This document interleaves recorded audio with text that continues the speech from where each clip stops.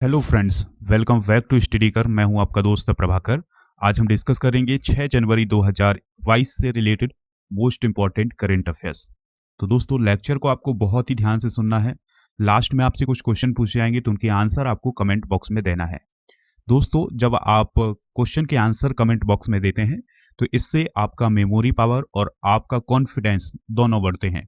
तो क्वेश्चन के आंसर जरूर दीजिएगा, लास्ट में पूछे जाएंगे इसी लेक्चर से रिलेटेड। चलिए फ्रेंड्स, कुछ और महत्वपूर्ण सूचनाएं उनको भी डिस्कस करते हैं। अगर आपको चाहिए इस लेक्चर का पीडीएफ तो हमारे टेलीग्राम चैनल को ज्वाइन कर लीजिएगा, जिसका लिंक आपको डिस्क्रिप्शन बॉक्स में मिल जाएगा। चलिए पहला क्वेश्चन डिस्कस करते हैं। इंपॉर्टेंट क्वेश्चन है, सार्वजनिक क्षेत्र की oil and natural gas corporation यानी ओएनजीसी ने किसको कंपनी का अंतरिम चेयरमैन और प्रबंध निदेशक नियुक्त किया है? तो आंसर है इसका अलका मित्तल को। दोस्तों, यानी ओएनजीसी की अंतरिम चेयरमैन और प्रबंध निदेशक कौन बनी है हाल ही में? अलका मित्तल। तो दोस्तों, अलका मित्तल ऊर्जा क्षेत्र की सबसे बड़ी कंपनी का नेतृत्व करने वाली पहली महिला बन गई हैं। अलका मित्तल 27 नवंबर 2018 को ओएनजीसी के निदेशक मंडल में शामिल हुई थी और यह उपलब्धि हासिल करने वाली भी वह पहली महिला थी। तो याद रखिएगा कि जो ओएनजीसी है, इसकी जो चेयरमैन और मैनेजिंग डायरेक्टर बनी है वो कौन बनी है? अलका मित्तल।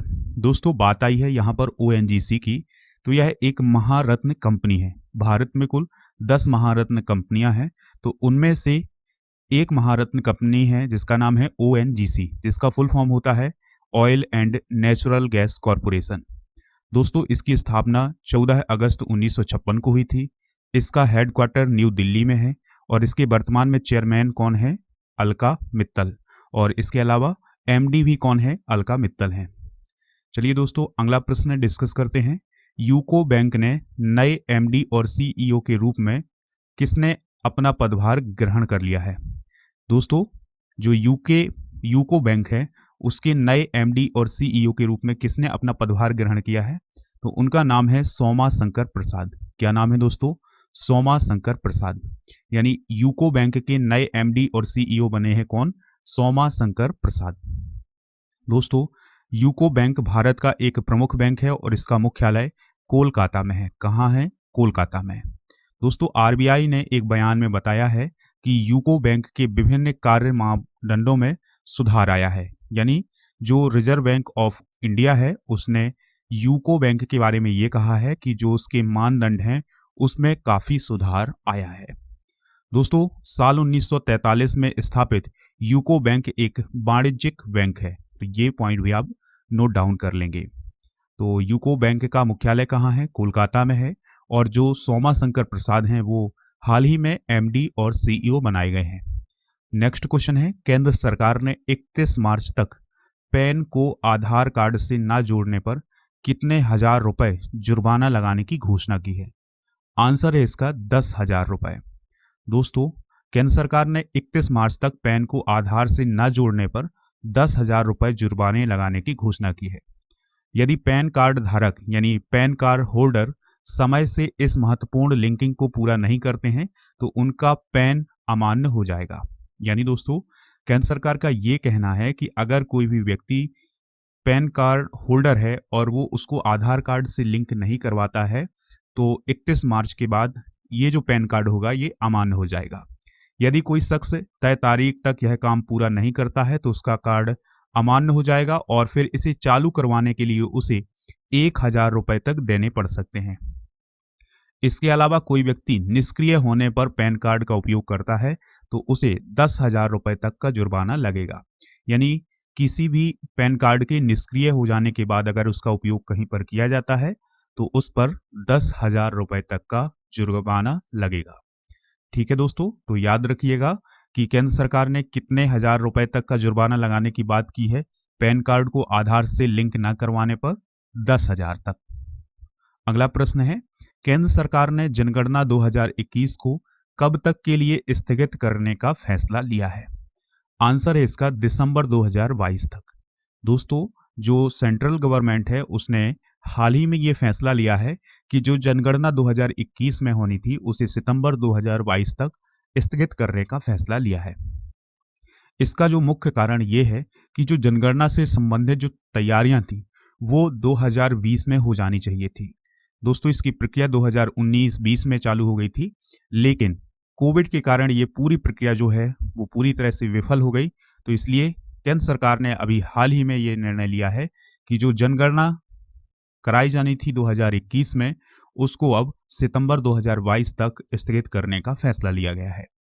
दोस्तों भारत की जनगणना से संबंधित कुछ महत्वपूर्ण इंपॉर्टेंट पॉइंट हम डिस्कस करते हैं, तो ध्यान से सुनिएगा आप इनको। दोस्तों विश्व जनसंख्या दिवस हर साल 11 जुलाई को मनाया जाता है। भारत की जनगणना का विषय संघ सूची में सम्मिलित है, यानी भारत की जनगणना करवाने का काम संघ सरकार का है, यानी संघ सूची में इसे शामिल किया गया है, यानी केंद्र सरकार का है। जनसंख्या का अध्ययन डेमोग्राफी कहलाती है, यानी दोस्तों जो जनसंख्या का अध्ययन होता है उसे हम डेमोग्राफी कहते हैं। भारतीय संविधान की धारा 246 के अंतर्गत जनगणना का कार्य संघ सरकार को सौंपा गया है। तो भारतीय संविधान का जो अनुच्छेद 246 है उसके अंतर्गत जो जनगणना का कार्य है वो संघ सरकार को सौंपा गया है। दोस्तों स्वतंत्र भारत की पहली जनगणना 1951 में हुई थी। इसमें 14 सवाल सम्मिलित किए गए थे। तो ये पॉइंट आप नोट डाउन कर लीजिएगा कि स्वतंत्र भारत की पहली जनगणना 1951 में की गई थी। भारत की प्रथम पूर्ण कंप्यूटरीकृत जनगणना 2001 में की गई थी।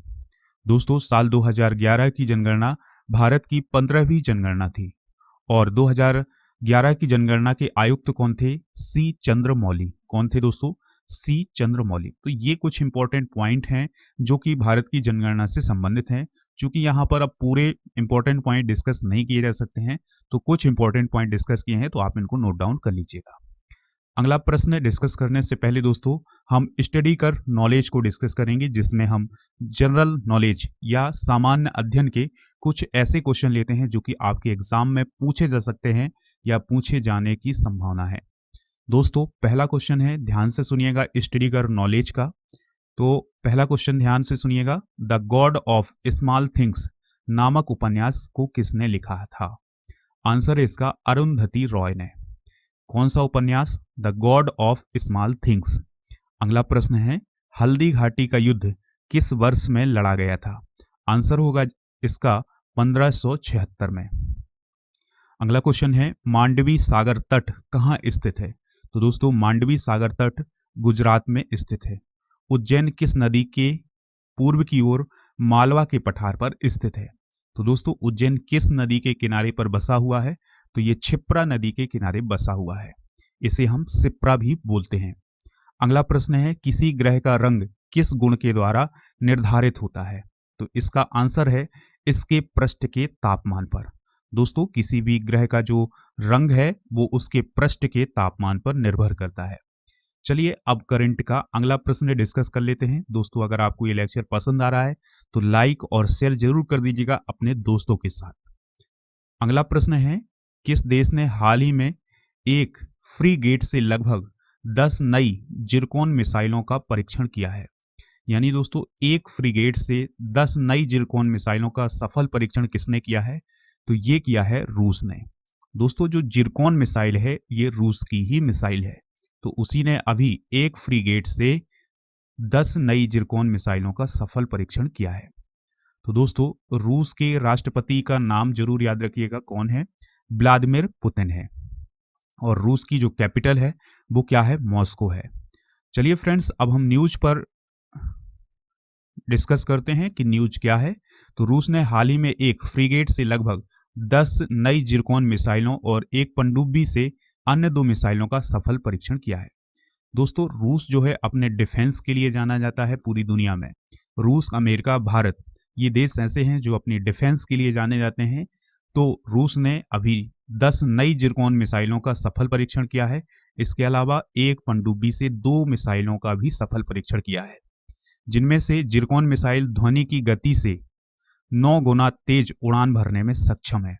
यानी दोस्तों जो जिरकॉन मिसाइल है वो ध्वनि की गति से 9 गुना तेज उड़ान भर सकती है और इसकी जो मारक क्षमता है वो है 1000 किलोमीटर, जो कि बहुत ही अच्छी रेंज मानी जाती है दोस्तों मिसाइल के क्षेत्र में। चलिए अगला प्रश्न डिस्कस करते हैं। हाल ही में किस टीम ने न्यूजीलैंड के खिलाफ 21 साल में अपना पहला टेस्ट मैच जीता है? तो दोस्तों उस टीम का नाम है बांग्लादेश। क्या नाम है? बांग्लादेश। तो हाल ही में बांग्लादेश और न्यूजीलैंड के बीच 2 टेस्ट मैचों की सीरीज हो रही है। तो इसमें जो पहला टेस्ट मैच था उसको बांग्लादेश ने न्यूजीलैंड से जीत लिया है। और दोस्तों ये बांग्लादेश के लिए एक बहुत ही बड़ी उपलब्धि है। तो दोस्तों बांग्लादेश के लिए यह जीत और भी अहम है क्योंकि उसने न्यूजीलैंड को उसके घर में ही हराया है। इसके अलावा किसी भी फॉर्मेट में बांग्लादेश की न्यूजीलैंड में पहली जीत है। तो इंपॉर्टेंट पॉइंट है दोस्तों, बांग्लादेश जैसी टीम ने न्यूजीलैंड जैसी मजबूत टीम को मात दी है। यह सबसे महत्वपूर्ण बात है। दोस्तों जो बांग्लादेश की टीम है उसके टेस्ट के कैप्टन कौन है? तो उनका नाम है मोमिनुल हक। क्या नाम है? मोमिनुल हक। दोस्तों बांग्लादेश की बात करें तो यह भारत का पड़ोसी देश है और इसकी जो कैपिटल है वो क्या है? ढाका है। और यहाँ की जो प्राइम मिनिस्टर हैं वो कौन है? शेख हसीना। तो ये कुछ इंपॉर्टेंट जानकारियां हैं, तो इनको आप नोट डाउन कर लीजिएगा। अगला प्रश्न है, किस बैंक ने ऑफलाइन डिजिटल भुगतान पर फ्रेमवर्क जारी किया है? आंसर होगा इसका एसबीआई यानी भारतीय स्टेट बैंक। तो दोस्तों भारतीय स्टेट बैंक ने हाल ही में डिजिटल मोड में छोटे मूल्य के ऑफलाइन लेन देन के लिए एक फ्रेमवर्क जारी किया है। दोस्तों हम लोग देखते हैं कि हमेशा जो लेन देन होता है वो ऑनलाइन ही होता है, ठीक है। लेकिन एसबीआई ने अभी हाल ही में क्या किया है कि ऑफलाइन लेन देन के लिए एक फ्रेमवर्क जारी किया है, जिसके मुताबिक किसी भी चैनल या साधन जैसे वॉलेट, मोबाइल डिवाइस या कार्ड का उपयोग करके ऑफलाइन भुगतान किया जा सकता है। यानी अगर हमें पेमेंट करना हो तो उसके लिए हमें मोबाइल की जरूरत होगी। अगर हम ऑफलाइन भी हैं तो भी हम पेमेंट कर सकते हैं। तो ये सुविधा हाल ही में किसने जारी की है? स्टेट बैंक ऑफ इंडिया ने। दोस्तों भारतीय स्टेट बैंक या स्टेट बैंक ऑफ इंडिया की बात करें तो इसकी स्थापना 1 जुलाई 1955 को हुई थी। हेडक्वार्टर मुंबई में है और चेयरमैन कौन है एसबीआई के? दिनेश कुमार खारा। अगला और लास्ट प्रश्न है, ध्यान से सुनिएगा आप। किस जल मेट्रो परियोजना के लिए पहली बैटरी से चलने वाली इलेक्ट्रिक नाव बनाई गई है? तो दोस्तों यानी बैटरी से चलने वाली पहली इलेक्ट्रिक नाव किस परियोजना के लिए बनाई गई है? तो आंसर होगा इसका कोच्चि जल मेट्रो परियोजना के लिए। तो दोस्तों कोच्चि जल मेट्रो परियोजना के लिए हाल ही में पहली बैटरी से चलने वाली इलेक्ट्रिक नाव बनाई गई है। और दोस्तों यह पूर्ण रूप से वातानुकूलित नाव है और 747 करोड़ रुपए की जो कोच्चि जल मेट्रो परियोजना है उसके लिए यह बनाई गई है। लेकिन याद रखिएगा यह नाव किसके द्वारा बनाई गई है? तो इसको बनाया गया है कोचीन शिपयार्ड। किसने बनाया है इसको? कोचीन शिपयार्ड। तो दोस्तों कोचीन शिपयार्ड कोच्चि जल मेट्रो परियोजना के लिए 23 नावों को बनाने वाला है। तो 23 नावों में ये पहली नाव थी जिसको हाल ही में उसने जारी किया है। दोस्तों अब हम वो क्वेश्चन डिस्कस करेंगे जिनके आंसर आपको कमेंट बॉक्स में देना है। तो पहला क्वेश्चन है, भारतीय स्टेट बैंक की स्थापना कब की गई थी? दूसरा प्रश्न है, वर्तमान में रूस के राष्ट्रपति कौन है? तीसरा प्रश्न है, विश्व जनसंख्या दिवस कब मनाया जाता है? और चौथा प्रश्न है, oil and natural gas corporation की स्थापना कब की गई थी? यानी ओएनजीसी की स्थापना कब की गई थी? तो इन सभी प्रश्नों के आंसर आप कमेंट बॉक्स में जरूर दीजिएगा। कल के आंसर दिए हैं महेंद्र सिंह, विष्णु सोलंकी, बबीता राव, तान्य शाख और प्रकाश पटेल ने। आप भी आंसर दीजिएगा दोस्तों, हमें इंतजार रहेगा आपके आंसर का, आपके जवाब का। दोस्तों आप स्टडी कर को खबरी ऐप पर फॉलो कर लीजिएगा और इसके अलावा अगर आप मेरा खबरी ऐप पर मॉडर्न इंडियन हिस्ट्री का ऑडियो कोर्स फ्री में ज्वाइन करना चाहते हैं तो उसके लिए एक कोड यूज करिएगा स्टडी कर 01। आप हमसे व्हाट्सएप के माध्यम से भी जुड़ सकते हैं। व्हाट्सएप नंबर है 8602319713 है। दोस्तों राजा गुप्ता को आप अनअकैडमी पर फॉलो कर लीजिएगा, जहां पर आपको उनकी स्पेशल क्लासेस मिल जाएंगी, लाइव क्लासेस मिल जाएंगी।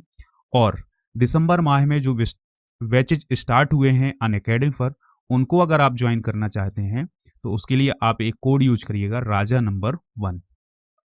इसके अलावा अनअकैडमी पर अगर आप कोई भी फ्री क्लास ज्वाइन करते हैं तो उसके लिए भी आप रेफरल कोड यूज करिएगा राजा नंबर 1।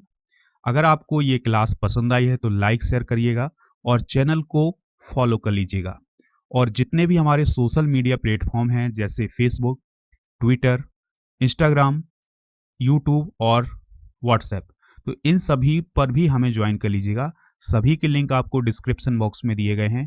तो दोस्तों इसका फायदा ये होगा कि आपको समय पर नोटिफिकेशन मिलती रहेगी और अन्य जानकारियां भी मिलती रहेंगी। चलिए फ्रेंड्स, मिलते हैं नेक्स्ट लेक्चर में। जय हिंद, वंदे मातरम।